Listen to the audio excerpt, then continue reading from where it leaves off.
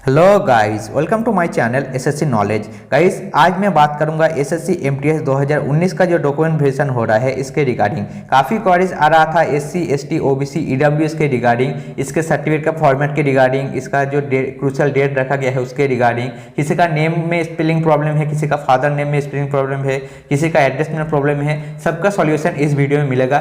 Character certificate लगेगा या नहीं, आपका पोस्ट प्रेफरेंस फॉर्म आपको भरना हो रहा है या नहीं, सब कुछ का सॉल्यूशन इस वीडियो में आपको मैं बताऊंगा। लेकिन पहले मैं माफ़ी चाहूँगा, विजिबिलिटी जो है थोड़ा सा कम है यहाँ पर, क्योंकि कुछ स्टूडेंट से मैंने बात किया था आपको एडमिट भेजने के लिए, लेकिन उन्होंने अभी तक नहीं भेजा है। जो स्टूडेंट ने मुझे ऑलरेडी भेजा था उसके मैं दिखाऊंगा यहाँ पर, तो इसी से आप लोग काम चला लेना। पहले देखिए क्या कहा गया है, देखिए मैं एज इट इज पढ़ते जाऊंगा, आप लोग समझ लेना कि हाँ चलो यहाँ पर यही लिखा हुआ है। यहाँ पर candidate must bring the following documents in original and xerox duly self attested, मतलब आपको ओरिजिनल और जेरोक्स दोनों ले जाना है। जेरोक्स हालांकि एक सेट वो लोग लेंगे, जो भी आपका डॉक्यूमेंट्स है उसका एक सेट, टोटल आपका जो डॉक्यूमेंट्स होगा उसका एक सेट वो लोग लेंगे, जिसमें आपका सेल्फ अटेस्टेड होना चाहिए। और सेल्फ अटेस्टेड के मतलब सिग्नेचर के नीचे, जैसे ये मेरा सिग्नेचर मान लीजिए, और नेम जो है आपका डेट जो है नीचे मेंशन होना चाहिए। जैसे आज का डेट है, इससे करके आपका डेट मेंशन होना चाहिए, लेकिन डेट वही डालना जिस डेट में आपका डीवी होगा, वही आप लोग डेट डाल देना। और मेरा अगर ओपिनियन मांगेंगे तो भाई 2 कॉपी आप लोग ले जाना, हालांकि एक सेट वो लोग ले लेंगे, लेकिन हर एक डॉक्यूमेंट्स का दो कॉपी जेरोक्स ले जाना, और एक कॉपी आप लोग उसको दे देना जिसमें सेल्फ अटेस्टेड होगा, और दूसरे कॉपी में आपको जो है सेल्फ अटेस्टेड नहीं करना है, उसको एज इट इज रहने देना है। अगर मान लीजिए कि उसमें कुछ प्रॉब्लम होता है जिसमें आपने सेल्फ अटेस्टेड किया है, उसमें अगर कहीं पे प्रिंटिंग जो है ठीक से नहीं हुआ है, तब जो है चेंज करके देने के लिए मैं बोल रहा हूँ, क्योंकि जहाँ पर डीवी होता है वहाँ पर आपको नज़दीकी जेरोक्स सेंटर नहीं मिलेगा। अगर मान लीजिए किसी आपका सर्टिफिकेट में इंक जो है ठीक से नहीं आया है, तो आपको फिर से वो लोग चेंज करने के लिए बोलेगा, और वहाँ पर आपको जेरोक्स सेंटर नहीं मिलेगा। क्या क्या सर्टिफिकेट चाहिए देख लीजिए। मैट्रिकुलेशन सर्टिफिकेट यानी कि क्लास 10 का जो सर्टिफिकेट होता है, सर्टिफिकेट और मार्कशीट।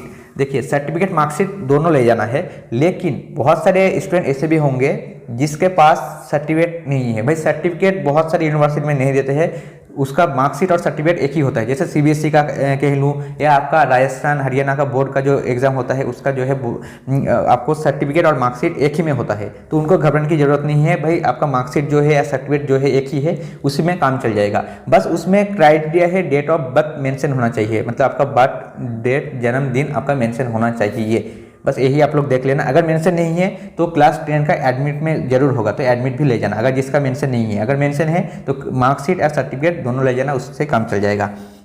उसके बाद जो है प्रोफेशनली सर्टिफिकेट वगैरह किसी के पास होगा, हालांकि नहीं होना चाहिए कि भाई ऑलरेडी आपने 10 क्वालिफाई कर लिया तो प्रोफेशनल सर्टिफिकेट आपके पास नहीं होगा, शायद ओरिजिनली होगा तो ओरिजिनली ले जाना। अगर प्रोफेशनल है तो प्रोफेशनल भी ले जाना। उसके बाद देखिए नो ऑब्जेक्शन सर्टिफिकेट यानी कि एनओसी। अगर आप गवर्नमेंट जॉब में ऑलरेडी है, या आप गवर्नमेंट अंडरटेकिंग यानी कि पीएसयू, मैं प्राइवेट की बात नहीं कर रहा हूँ, पीएसयू की बात कर रहा हूँ, जो कि गवर्नमेंट अंडरटेकिंग होता है, तो अगर उसमें आप जॉब कर रहे हैं तो आपको एनओसी ले जाना पड़ेगा। मान लीजिए आपके पास अभी एनओसी नहीं है तो क्या होगा भाई, अगर एनओसी नहीं है तो घबराने की जरूरत नहीं है। एनओसी अभी मत ले जाइए, जब ज्वाइन करेंगे एमटीएस में तब डिपार्टमेंट ज्वाइन करने से पहले आप एनओसी ले लेना। अभी अगर एनओसी नहीं है तो तभी घबराने की जरूरत नहीं है। लेकिन एसएससी में जाके आपको बोलना नहीं है कि मैं जॉब करता हूँ, बस हाइड कर देना कि अभी के लिए आप हाइड कर देना कि आप जॉब कर रहे हैं। जब डिपार्टमेंट में जाएंगे तब अब जो है एनओसी लेके उनको सबमिट कर देना। अगर आप एक सर्विसमैन से है तो उसका जो डिस्चार्ज सर्टिफिकेट होता है उसका डेट ऑफ इशू जो है 29 मई 2019 से पहले होना चाहिए, और सर्टिफिकेट आपको ले जाना पड़ेगा, उसका जेरॉक्स ओरिजिनल दोनों ले जाना पड़ेगा। अब सबसे ज़्यादा क्वारीज जो है भाई एससी एसटी ओबीसी ईडब्ल्यूएस एक सर्विसमैन पीडब्ल्यूडी का सर्टिफिकेट का जो है क्रूशियल डेट क्या होना चाहिए। भाई क्रूशियल डेट आप लोग यहाँ पर देख सकते हैं 29 मई 2019। अगर मान लीजिए 29 मई 2019 से पहले आपका सर्टिफिकेट है तो क्या होगा, या बाद का है तो क्या होगा। अगर पहले का है तो आपका क्लीन शीट दे दिया जाएगा, मतलब क्लियर मेंशन कर दिया जाएगा, मतलब आपका सर्टिफिकेट से उनको कोई प्रॉब्लम नहीं है। अगर उसके बाद का होगा, अगर मान लीजिए किसी का सर्टिफिकेट जो है अभी का मतलब आज का डेट का भी होगा तब भी चल जाएगा, लेकिन उनको प्रोफेशनली एक्सेप्ट करेगा। प्रोफेशनल का मतलब क्या होता है ये भी आप लोग समझ लीजिए। उनका कहना है कि भाई हमने तो क्राइटेरिया रखा था कि 29 मई 2019 से पहले आपका सर्टिफिकेट होना चाहिए, लेकिन आप ओबीसी से है मैं मान रहा हूँ, लेकिन आपका सर्टिफिकेट तो बाद का है, मतलब आपने हमारा जो क्राइटेरिया है वो आपने फुलफिलमेंट नहीं किया, इसी कारण आपको प्रोफेशनली एक्सेप्ट कर रहे हैं। और देखिए जॉब देने का काम एसएससी का नहीं है, जॉब तो डिपार्टमेंट देगा ना, तो वो लोग बोलते हैं कि भाई डिपार्टमेंट इसके ऊपर फाइनल डिसीजन लेगा कि आपको जॉब देगा या नहीं। और डिपार्टमेंट में मैं सच बोल रहा हूँ, उसका प्रूफ भी दे दूंगा, मैं आपका आइकॉन में एक लिंक दे दूंगा या डिस्क्रिप्शन में भी दे दूंगा, आप लोग देख लेना। 2017 में जिनको प्रोफेशनली एक्सेप्ट किया गया था उनको भी जॉब मिल चुका है, वो लोग जॉब कर रहे हैं, कहाँ पर पोस्टिंग है वो भी मैंने दिखाया है। तो घबराने की कोई गुंजाइश नहीं है, घबराना बिल्कुल मत घबराना, यहाँ पर टेंशन लेने की कोई जरूरत नहीं है अगर आपको प्रोफेशनली एक्सेप्ट कर रहे हैं। अगर मान लीजिए आपका क्रूशियल डेट के बाद का सर्टिफिकेट है, तब भी आपसे एक अंडरटेकिंग लिया जाएगा जहाँ पर लिखा रहेगा आपके पास क्रूशियल डेट से पहले का सर्टिफिकेट नहीं है, इसी कारण आपको प्रोफेशनली एक्सेप्ट कर रहे हैं और आगे के लिए भेज रहे हैं। भाई यही अंडरटेकिंग होता है, और अगर ले लेते हैं अंडरटेकिंग तो भी घबराने की कोई बात नहीं है। आप लोग बिल्कुल रिलैक्स होना और प्रोफेशनली आप लोग चले जाना, और अगर पहले का होगा तब आपको क्लीन शीट मिल जाएगा, क्लियरली मेंशन कर दिया जाएगा।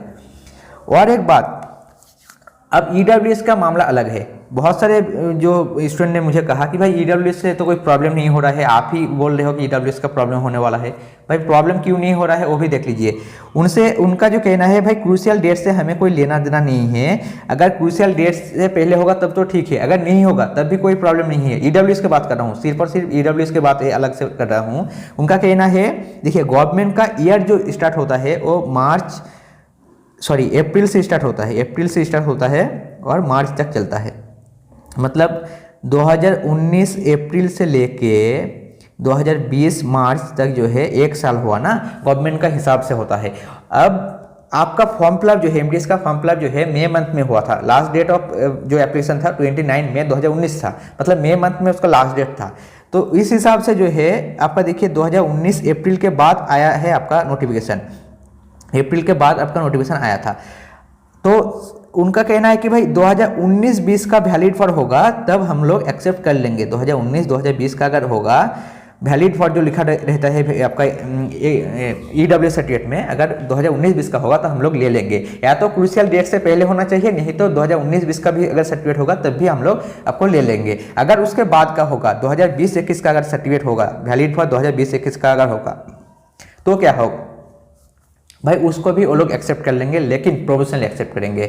अगर 2019-20 का या क्रूशियल डेट से पहले आपका ईडब्ल्यू सर्टिफिकेट होगा तो आपको क्लीन शीट दे दिया जाएगा और क्लियरली आपको एक्सेप्ट कर लिया जाएगा। अगर आपका बाद का होगा तो प्रोफेशनली एक्सेप्ट करेगा। और जैसे मैंने बोला, प्रोफेशनल कैंडिडेट को घबराने की कोई ज़रूरत नहीं है, बिल्कुल रिलैक्स रहना, आपको जॉब निश्चिंत मिलेगा आपको।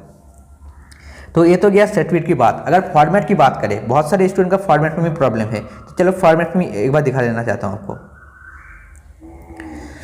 देखिए SC/ST सर्टिफिकेट का फॉर्मेट यही होने वाला है। भाई फॉर्मेट से कोई लेना देना नहीं है। पहले तो समझ लीजिए सेंट्रल फॉर्मेट होता क्या है।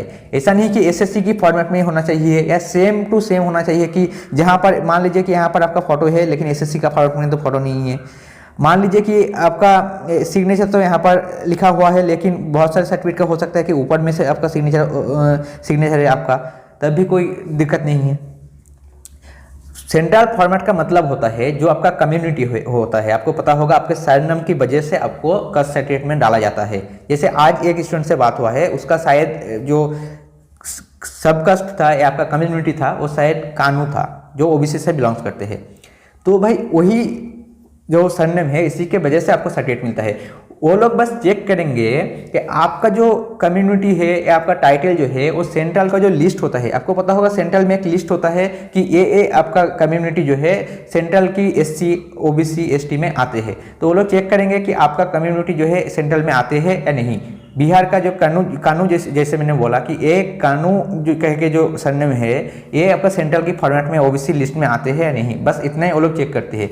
सेंट्रल फॉर्मेट का मतलब ही यही है। और सेकंड आपका और एक मतलब है, जैसे बहुत सारे के पास सर्टिफिकेट होगा, जो सर्टिफिकेट आपका SDO का बिलो रैंक का, जैसे BDO का होता है, आपका वहाँ पर क्या कहते हैं पता नहीं, लेकिन हमारे इधर BDO कहते हैं, मतलब ब्लॉक डेवलपमेंट ऑफिसर कहते हैं। जैसे SDO हो गया, सब डिविजनल ऑफिसर हो गया, तो ऐसे करके SDO का मिनिमम होना चाहिए। मतलब यहाँ पर सिग्नेचर जो है मिनिमम SDO साहब का होना चाहिए, यानी कि तहसीलदार जो होता है तहसीलदार का होना चाहिए। तहसीलदार का ऊपर का होगा, जैसे DM साहब हो गया, ADM साहब हो गया, SDM साहब हो गया, चल जाएगा। रेवेन्यू ऑफिसर होगा, चल जाएगा। उससे नीचे का होगा, अगर BDO वगैरह होगा तो भाई नहीं चलेगा। वो BDO का जो साइन होता है वो स्टेट वाला का सर्टिफिकेट होता है। अब स्टेट वाला अगर आपके पास है तो भाई स्टेट वाला को आप जो है सेंट्रल में कन्वर्ट कर सकते हैं, उसमें एसडीओ से आप लोग जो है साइन करवा लेना।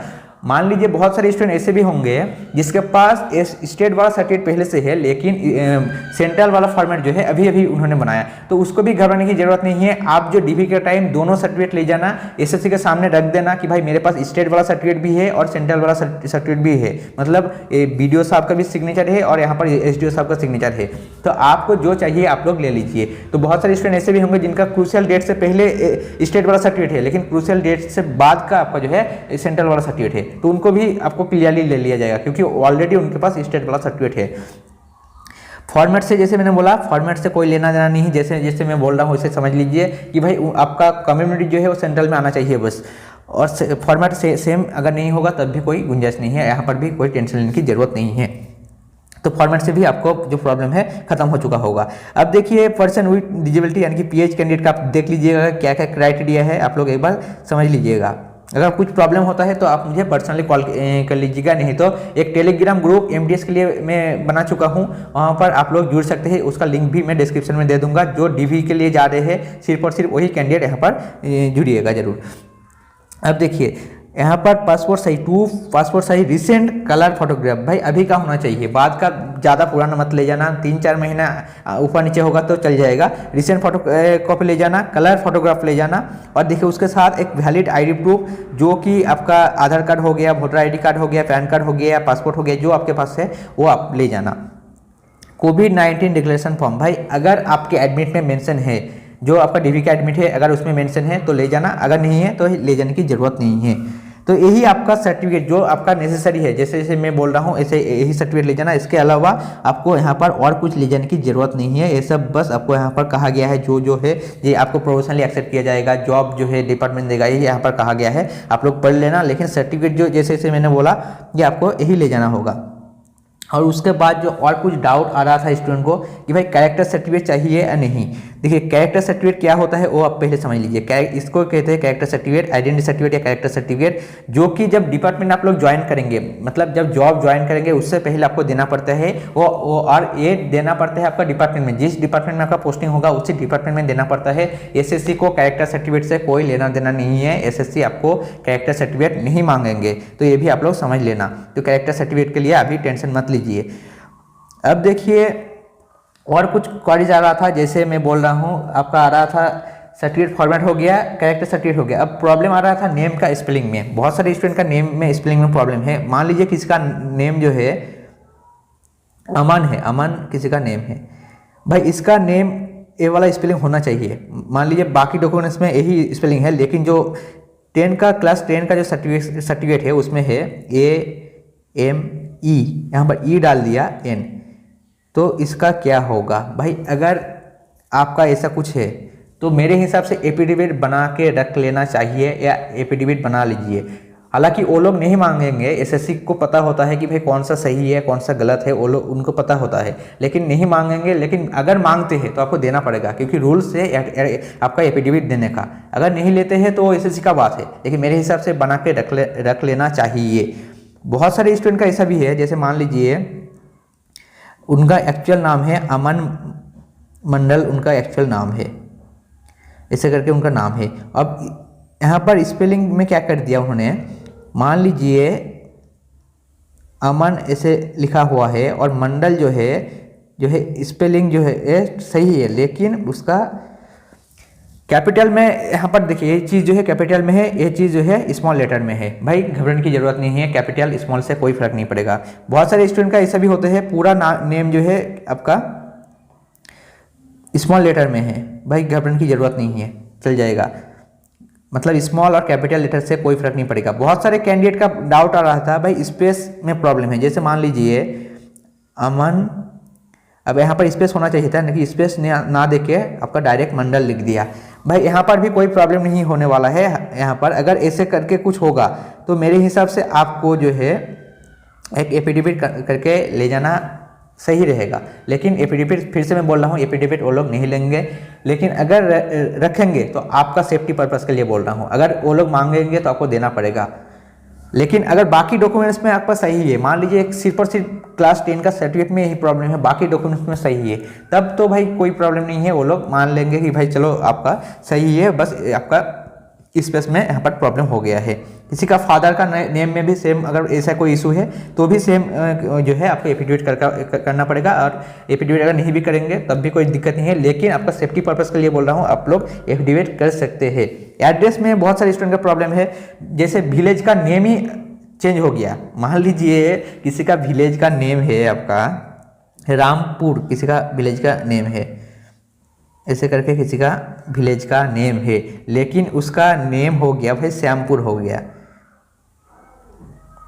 अगर टोटल विलेज में चेंजेस है, लेकिन बाकी अगर कोई ऑल्टरनेटिव डॉक्यूमेंट्स होगा जिसमें प्रूफ है नहीं आपका रामपुरी आपका विलेज का नेम है, तो अब दिखा देना, नहीं तो जो जैसे मैंने बोला आप वहाँ पर रिक्वेस्ट कर देना, वो लोग चेंज कर देंगे। एड्रेस में कोई प्रॉब्लम नहीं होता है, एड्रेस वगैरह वो लोग चेक नहीं करते हैं, लेकिन आपका फ्यूचर में जैसे आपका जब ज्वाइनिंग लेटर वगैरह आएगा ना, तब आपका अलग दूसरे जगह पर चले जाएगा। इसलिए बोल रहा हूँ वहाँ पर चेंजेस कर लेना, अगर कोई प्रूफ वगैरह होगा तो दिखा देना उनको। बहुत सारे आपका अगर मान लीजिए रामपुर आपका गाँव का नेम है और स्पेलिंग में जैसे मैं बोल रहा हूँ अगर प्रॉब्लम है तो भी कोई प्रॉब्लम नहीं है, ये भी सही हो जाएगा, यहाँ पर भी एफिडेविट करने की कोई ज़रूरत नहीं है। लेकिन मान लीजिए आपका डिस्ट्रिक्ट में प्रॉब्लम है, मान लीजिए आपका डिस्ट्रिक्ट जो है कलकत्ता होना चाहिए था, जैसे कलकत्ता एक डिस्ट्रिक्ट है होना चाहिए था, लेकिन कलकत्ता को चेंजेस करके जो हो गया यहाँ पर हावड़ा, आपको पता होगा हावड़ा कर दिया उन्होंने, मतलब डिस्ट्रिक्ट चेंज कर दिया। तो डिस्ट्रिक्ट अगर चेंज कर दिया तब आपको एफिडेविट करना पड़ेगा, यहाँ पर एफिडेविट की ज़रूरत है। तो उम्मीद है कि जो भी डाउट था आपका एड्रेस प्रॉब्लम से, कैरेक्टर सर्टिफिकेट हो गया, सर्टिफिकेट का जो क्रूशियल डेट फॉर्मेट हो गया, सब कुछ मैंने यहाँ पर क्लियर कर दिया। जैसे जैसे मैं बोल रहा हूँ वैसे ही करती जाइए। फिर भी अगर डाउट रहता है तो जैसे मैंने बोला एमटीएस का एक डीबी ग्रुप है, वहाँ पर आप जुड़ सकते हैं, नहीं तो आप मुझे कमेंट कर देना। अगर ज़्यादा सीरियस कुछ केस होगा तो मैं कॉन्टैक्ट नंबर दे दूँगा, आप कॉन्टैक्ट कर सकते हैं। तो चलिए आपको यहाँ पर वीडियो को वाइंड अप करता हूँ। अगर अच्छा लगे तो वीडियो को लाइक एंड शेयर जरूर करना, और मेरे चैनल को सब्सक्राइब कीजिए ताकि एसएससी रिलेटेड कोई भी अपडेट हो आपको ऐसे ही मिलता रहे। तो चलिए तब तक के लिए मिलते हैं अगले वीडियो में।